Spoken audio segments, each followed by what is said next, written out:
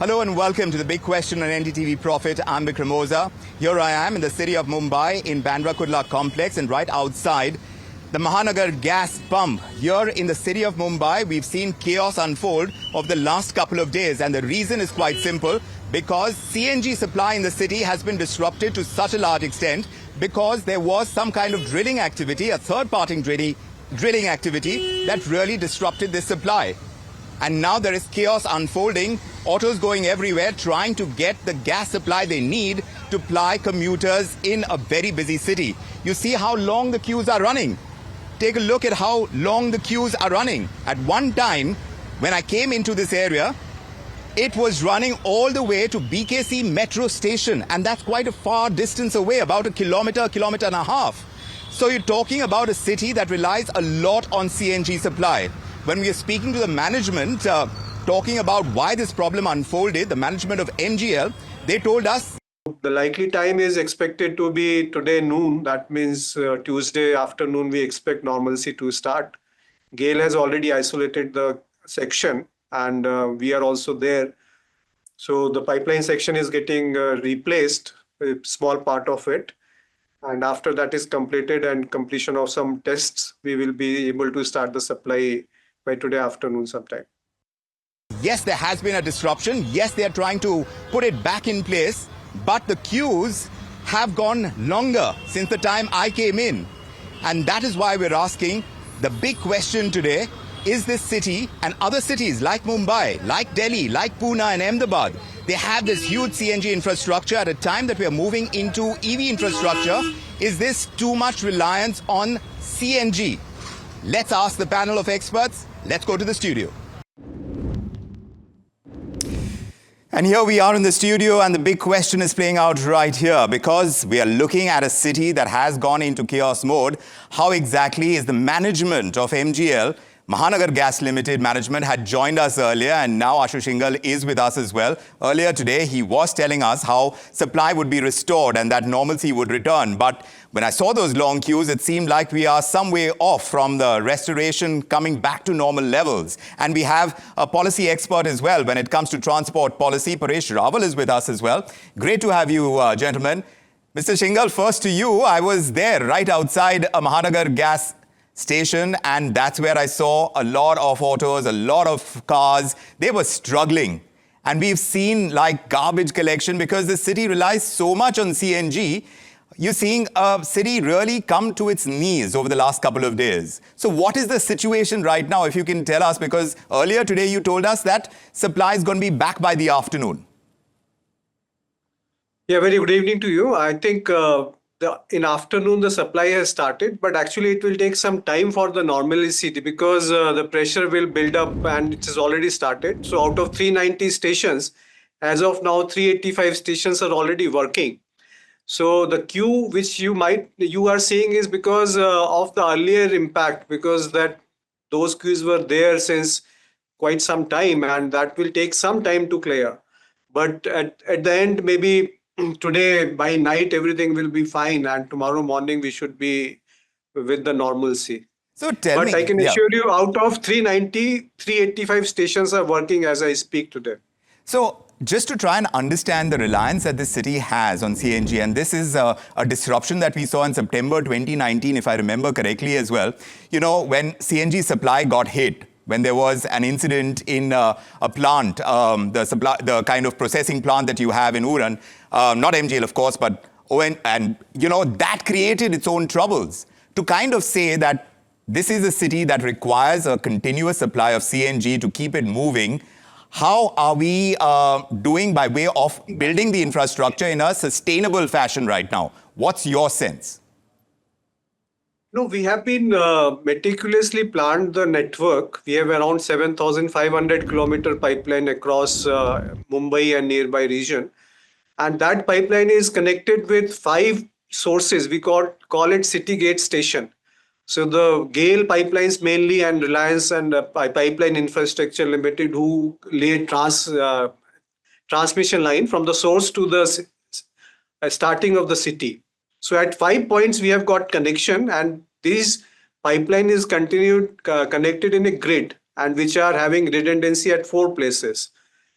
There's one point which is in the center of the city at Vadala, which got unfortunately impacted at this particular incident.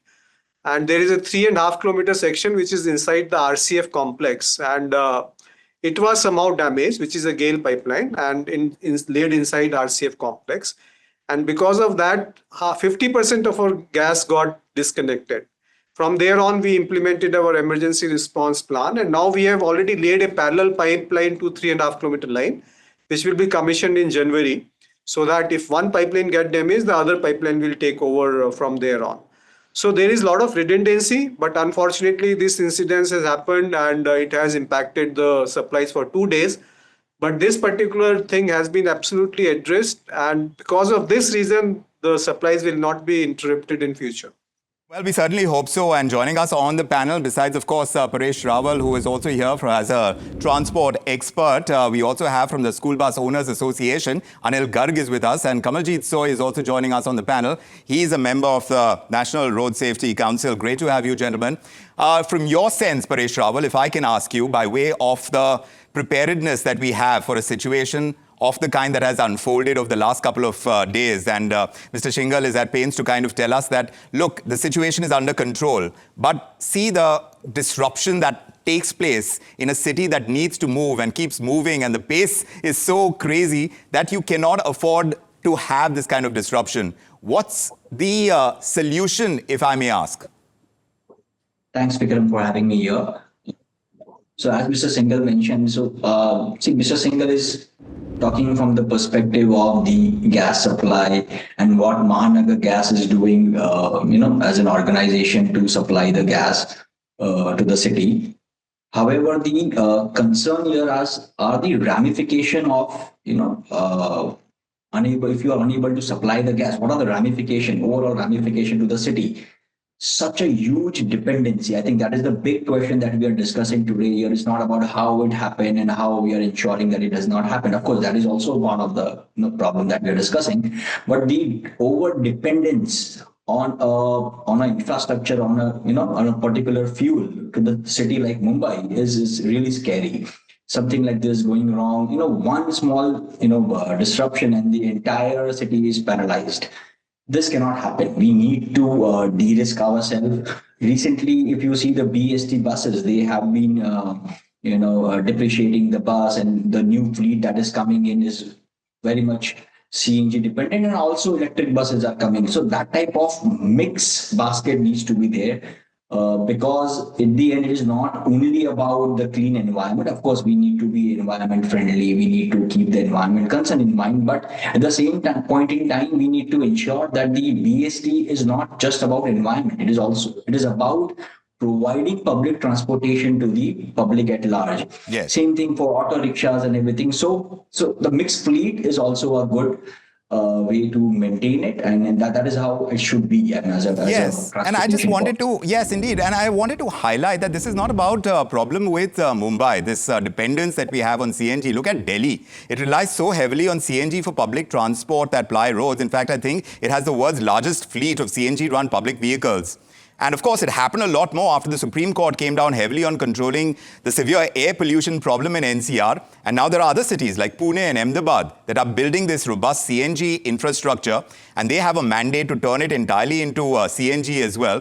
But I'm just wondering, from your perspective, Kamaljeet Soy, is that the right way to go, even as we are building our EV infrastructure? I tell you, Vikram, this is a double-edged sword. On one hand, it is the air quality and pollution, and on the other hand, 44% of the best buses was off the road because of this CNG disruption at RCF. Now, you cannot compromise with the transportation. You cannot rely so heavily on CNG. You have to find the solution to mobility, and the solution can be a mix of CNG, hybrid, electric, etc., etc. Now, the government has gone overboard, and of course, we fully agree CNG is much cheaper, 80 rupees a kg, and it provides low cost of mobility for the operators. But in the meantime, the situation like this, which happened a day before and today he's saying is about 95% is the correction has been done. Correct. But in these things can happen in future. You are redundant. You cannot go anywhere because your dependency on this is too heavy. It's too So high. So, yeah, you have to reduce so dependency. does the fuel mix need to kind of change? And Paresh Rawal, perhaps you can tell us, because here we were trying to tackle air pollution, which is why we went so heavily on CNG. Now the move is towards EV. So which one is better to tackle air pollution first? What's your sense? Yeah, EV there's a fundamental question with EV. How is your electricity generated? If your electricity is generated using, thermal, fossil fuels, then of course somewhere else you are creating the environment issue. But here the point that we are talking about is that the mix has to be there. Now, why CNG? Why the heavy dependency on CNG? Is not just the pollution. The end user is not that environment friendly, that's the reason that person is using CNG. The reason of using CNG is that it is cheap and affordable, and it makes business sense for the auto rickshaws and Ubers and Olas to operate on CNG. While the public transportation like buses, which are controlled by government, that organization can still evaluate, okay, even though it is costing me higher, I'll still have a EV bus and I will still have maybe a fossil fuel operated bus, so that my services do not go offline. But will a private person go for a higher expensive fuel? No profitable business making person will do that. So hence we need to ensure that the other alternatives available are also affordable for that person. And for a CNG, it's very easy to switch over. You get this thing. For EV, that person needs to ensure that that person is buying the EV vehicle. Right. So, Mr. Singhal, perhaps you can tell us, because you are in the industry right now, and you have been looking at EV, the infrastructure, and what we have by way of CNG infrastructure already. The cost effectiveness, when you put them side by side, what looks better and how easy is it to set it up as well from that entire process that you've learned of setting up the CNG infrastructure in a city like Mumbai? Yeah, first of all, if we compare petrol and diesel with CNG, so from petrol, it is around 45% cheaper to run a CNG vehicle. From diesel, it is around 14% cheaper to run a CNG vehicle. The capital cost is slightly higher CNG is slightly higher than a petrol or a diesel vehicle. Now coming to EV, the capital cost of a new EV vehicle is much higher. The resale value is also not there. Plus there is a cost of replacement of the battery after maybe 5 years or 5, 6, 7 years. So there is again issue of charging and the creation of the infrastructure for charging and slow charging, fast charging, and all those things are yet to be addressed. Now, with respect to pollution level, CNG is cleaner than petrol and diesel, but it is more polluting than EV, of course. But EV, we have to be very conscious that mention that if coal-based electricity is being generated, then we are shifting the pollution from one place to the other place. Now, total cost of ownership, maybe sometimes and many a times CNG is cheaper than total cost of ownership as compared to electric vehicles, because you also have to take into account what is the cost of electricity for charging and what is the capital cost of the vehicle. So we have done a back of the envelope calculation. We have found that heavier vehicles like buses, etc., CNG is cheaper. For smaller vehicles like a three-wheeler, maybe a three-wheeler EV is cheaper than CNG. But still in Mumbai, despite EV being cheaper in three-wheeler, the penetration has not happened because of several other reasons, like parking space is not there. Maybe some of the three-wheelers are operated on drivers get changed and shift also changes. And the fuel cost is a small part of the overall running cost of three-wheeler. So all these issues are to be seen in more macro level before coming to such a conclusion. And then, of course, we're talking about cost effectiveness, but what are the vulnerabilities in disruptions like this when you make that comparison as well? Because here, in this particular matter, you were talking about a third party causing the disruption.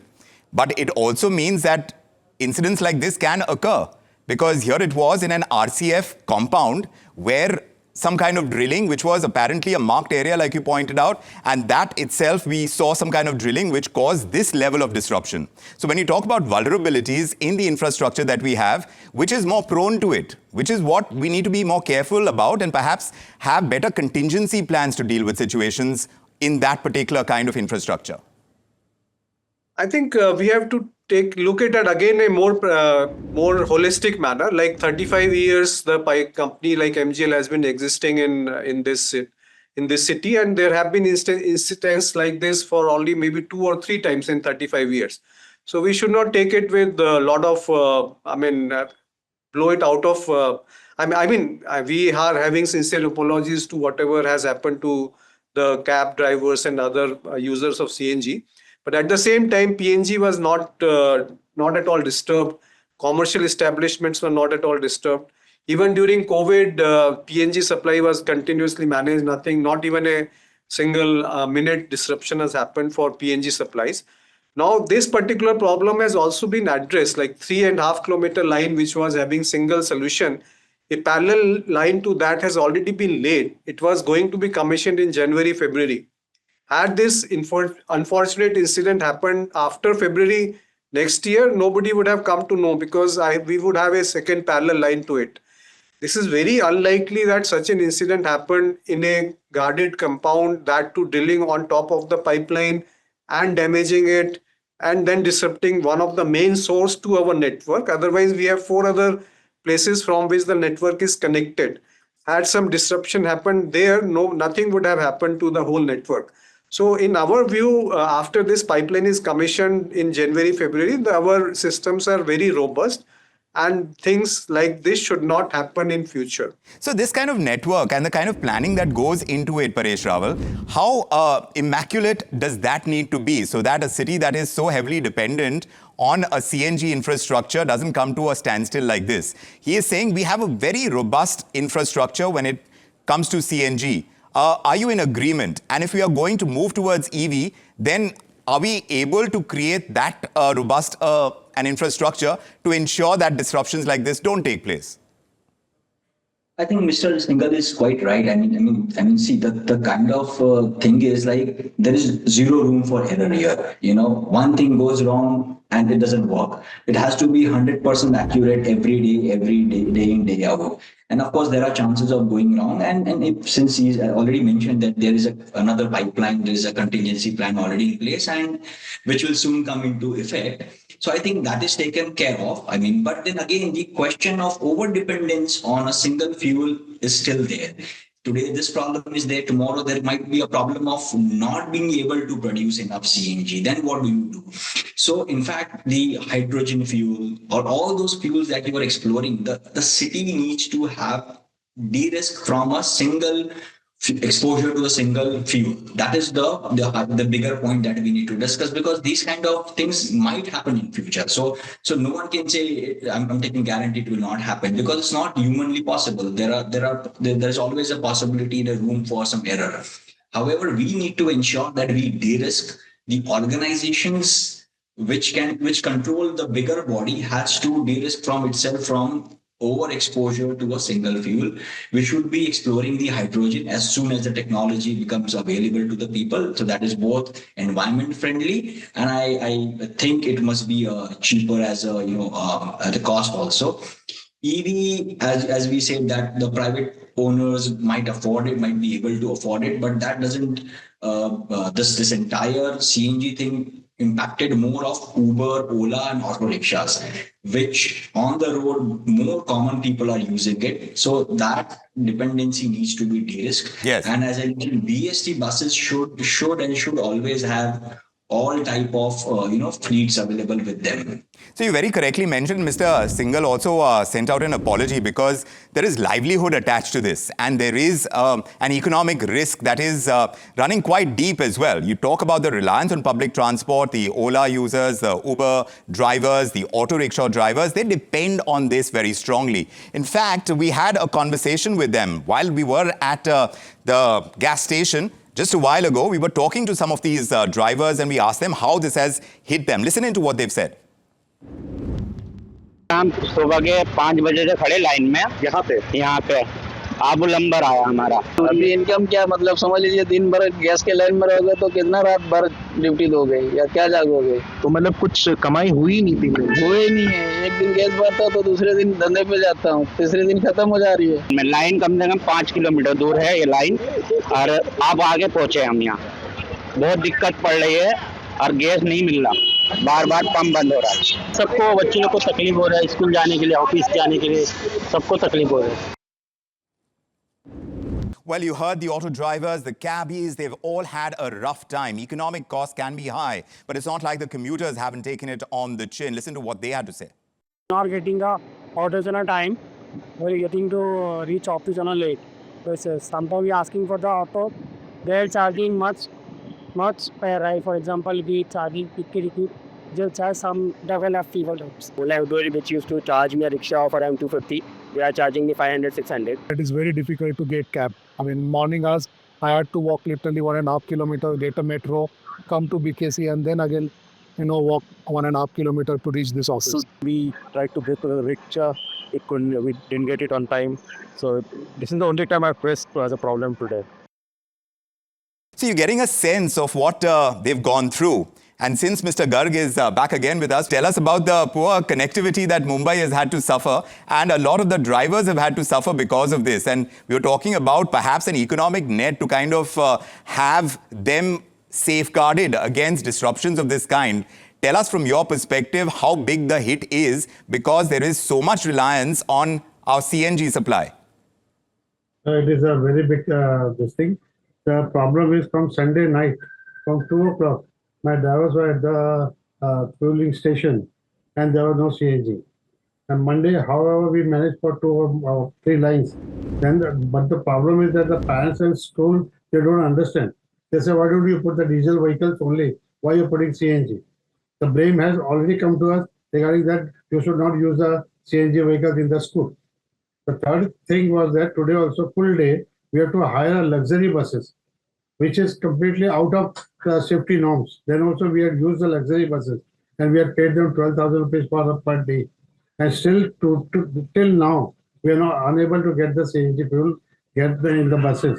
And there are 2,000 buses already in the MMR region. Why the MD of the Mahanagar Gas should think about it, why CNG is not successful in Mumbai. From the last so many years, I have approached the company also, they also had approached me. But why it is not successful? Because the cost of the buses also, while purchasing is more than 5 lakhs rupees difference is there between the diesel vehicles and CNG vehicles. And CNG, once it gets over, immediately it has to be parked there unless and until if any mistakes are mechanics we have to call, they can't also do it. Then towing only is the only choice for us to take it to the station. So that's why, and this problem, I think because of the monopoly, I can say that things are happening. And disaster management, I mean, they should be prepared for this type of things when all the road construction work everywhere, it is going on. So now we are really have to rethink whether to purchase CNG buses or we have to go for the EV buses. EV also is out of question because it is more than what 60 lakhs to 70 lakhs. Right, very expensive. Again, it doesn't work out. Affordability-wise, perhaps this doesn't work out for public transport. But Mr. Shingal, since we have just about enough time to get in your perspective on what we're hearing from Mr. Garg over here, these are real problems. It's not like it's lost on anyone that on any day there are these long queues. People have to plan their gas intake for their vehicles hours in advance, because you're going to have a situation where you will have to contend with a long queue, and ultimately when you get it, you would have lost a lot of time. Plus, this kind of, perhaps like Mr. Garg is saying, a monopolistic situation that we have. When they run out of gas, when they are out of gas for their vehicles, their only thing is to be able to tow it to a gas station, to an MGL gas station. How are we going to tackle these intrinsic issues, even if we set aside the disruption that we've seen over the last couple of days? Yeah, just to address 2 points in it. One is that petrol vehicle and CNG vehicle are dual fuel vehicle in taxi segment. I mean, Ola, Uber and other places. So they can, if CNG runs out, they can run on petrol also. With buses, yes, it is a problem because it is a mono fuel vehicle and they can't do anything. If CNG runs out, then it cannot be done anything with it. However, we are adding more infrastructure. Queuing is not a problem with all the stations. In main city, few stations, peak hours, there is a queue. But if you move slightly out of the city like Navi Mumbai, then Raigad and the other places, the queuing issue is not there. Every year, this year, we are adding 80 more new CNG stations. We are upgrading our stations and we're trying to see main Mumbai, we cannot increase our stations because of non-availability of the land. We are trying our best with BEST, with MSRTC and with other government authorities to wherever the land parcels are available, we are still trying to get some land parcels and trying to put the station.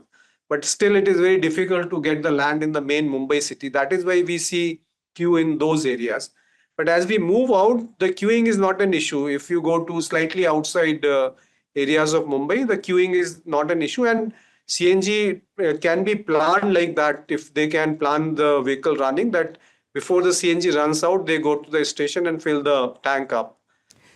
Well, I mean, and coming to one more mix, that there is already a good mix of different type of vehicles in Mumbai, let us say. Around 30% vehicles are CNG, and 70% vehicles are on petrol, diesel, and some of them are EV, maybe 5-6% are EV, but rest are petrol and diesel. We don't have hydrogen infrastructure as of now, and hydrogen is again very costly fuel. EV, the capex is high, the infrastructure is yet to be created, and some more issues. So there is a good mix of CNG, petrol and diesel vehicles. And if we have to also look in pollution level, maybe CNGs have certain advantage over petrol and diesel. That's what we are coming down to. That's what it's boiling down to, that now we have CNG. If we have to tackle our pollution problem, which is huge, look at the problem that a city like Delhi has. They cannot afford to rely on fossil fuels at this stage, not after the Supreme Court intervention and not after you're seeing AQI at the levels that they are. So this debate on CNG versus EV, of course, EV infrastructure, you mentioned hydrogen. It's not a simple either-or scenario. It involves complex issues of infrastructure, the vulnerabilities, there is economic impact on drivers, there are these environmental goals that we're talking about. You need long-term energy planning. But what is obvious is that this siloed approach is not going to work for policy to come about, policy that is pragmatic. You need phased transition plan, and that is going to be essential to keep our cities moving not just efficiently, but cleanly as well. I want to thank our distinguished panelists for joining us, Ashu Singhal, Kamaljeet Soy, Anil Garg, Paresh Rawal. Thank you very much for joining us with your perspective on this edition of The Big Question.